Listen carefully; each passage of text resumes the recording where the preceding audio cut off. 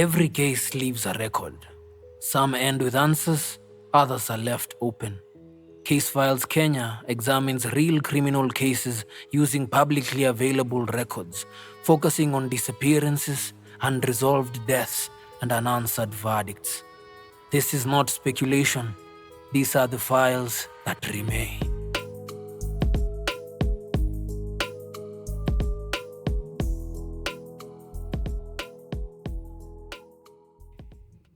You may not have heard of this case, but it carries a grim lesson, one about abusive relationships and the painful truth that they rarely improve with time. More often, they escalate. This is the story of Diana Chimutai, popularly known as Chelele. She was born in 1988 in Bomet County, the firstborn in a family of 5 to Juliana and Paul Rono. From early childhood, Chelele stood out. Music wasn't just something she loved, it was something she owned. At Nigerian primary school, her teachers quickly recognized her gift. She was chosen to lead music performances, representing her school in competitions at county and national levels. Her confidence on stage was unmistakable. She carried that same passion to Chebonei Girls High School, where she continued leading performances and dominating music festivals. But Chelele wanted more. Music was no longer just a school activity, it was her future. In 2005, while in Form 3, she made a bold decision. She dropped out of high school to pursue music full-time. Her parents and teachers did not oppose her. By then, Chelele had already built a reputation, and those who knew her understood one thing clearly. Once her mind was made up, it could not be changed. She poured herself into songwriting and recording. Within months, she released her first album. It showed promise, but it blended into the familiar Rift Valley sound and failed to gain traction. Then everything changed. Inspired by South African icons Brenda Fassie and Yvonne Chaka Chaka, Chelele began experimenting. Using a keyboard, she fused South African rhythms with local melodies, creating a fast-paced, energetic sound the region had never heard before. The response was explosive. Chelele became a household name across the Rift Valley and beyond. Her songs dominated radio waves. She performed at road shows, festivals, and major events. Her career was soaring. And during this rise, she found love. In 2007, just 2 years after leaving school, Chelele met Eric Musila Macau, a police officer. Their relationship moved quickly. That same year, they began living together as husband and wife, dividing their time between Utawala in Nairobi and Kapkwen in Bomet, Chelele's home village. By 2009, their family grew. They welcomed twin daughters, Sasha and Tasha. Chelele even recorded a song in their honor, celebrating motherhood and family. On screen, they looked perfect. Off camera, the truth was far darker. Friends and relatives later described the marriage as toxic and abusive, marked by cycles of separation and reconciliation. What appeared stable from the outside was deeply fractured within. In 2011, Musila's career advanced. His discipline earned him a promotion to the VIP Protection Unit, where he was assigned as bodyguard to Engineer Cyrus Njiru, the then Permanent Secretary of Transport. The job brought prestige, allowances, and power. But at home, suspicion and tension were escalating.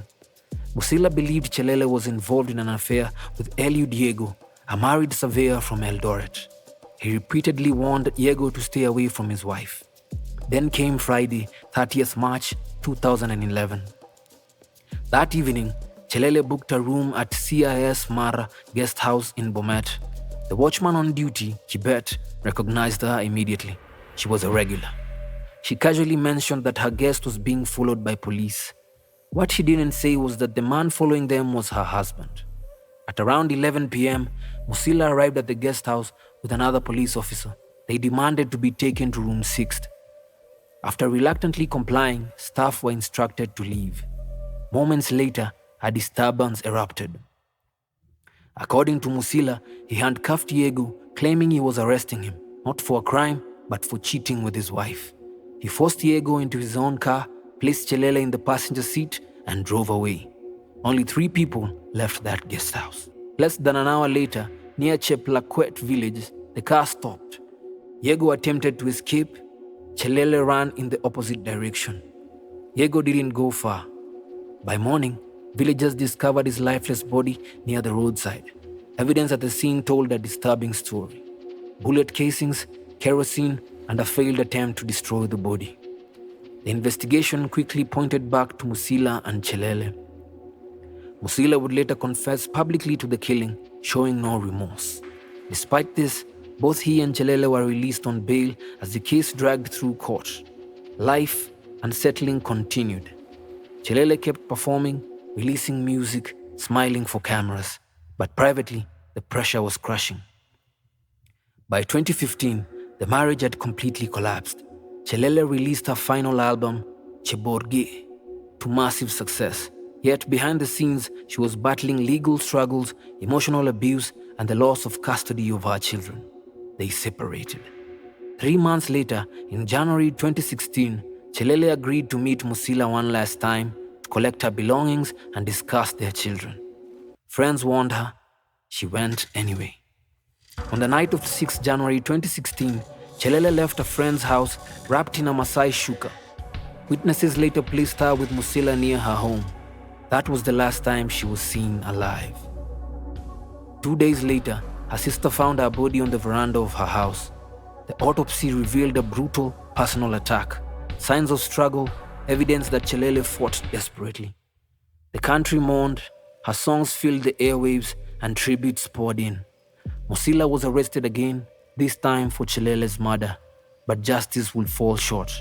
In 2019, while Musila was convicted and sentenced to 30 years for the murder of Eli Diego, he was acquitted in Chelele's case. Investigative failures, missing evidence, and unanswered questions left the court unable to convict beyond reasonable doubt. For Chelele, justice remained unfinished. Her story stands as a haunting reminder: abusive relationships are not just toxic, they can be deadly. If a meeting with an abusive ex is unavoidable, make it public. Bring someone or don't go at all. Trust your instincts. Remember Diana Chelele Chimutai, a gifted artist, a mother, and a life taken too soon. May her memory live on.